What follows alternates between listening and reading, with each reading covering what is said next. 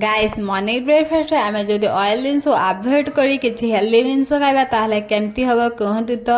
Healthy जिन गुड़िक इडली सांबर है डोसा है सब हेल्दी आइटम और भी बहुत किसी हेल्दी आइटम अच्छी ता सहित फ्रुट्स है एगुड़िक भी सब हेल्दी आइटम। तो आज आम गोटे सिंपल वे बनवा सुजी उपमा सहित मटर तरकारी ना डालमा तार कॉम्बिनेशन वाओ सुपर बोबाल। फास्ट गोटे कढ़ई ने तादे सुजी को ब्राउन कलर हवा जाए भाजबे सुजी भाजी गला तेल पकईदे लंका पकईबे आ सोरिष पकईबे आउ जहाँ सब भेजिटेबल्स थी गाजर है बीट है पटाटो है जहाँ सब भेजिटेबल्स थी पकईदे आपण मैंने सब पकईबे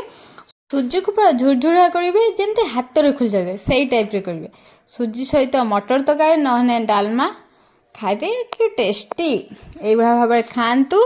आउ मत लाइक करंतु शेयर करंतु कमेंट करने को भूली जाउछन्ते आपण माने एबेटू कमेंट करंतु हैला गाइस बाय बाय पुणी देखा नेक्स्ट वीडियो रे।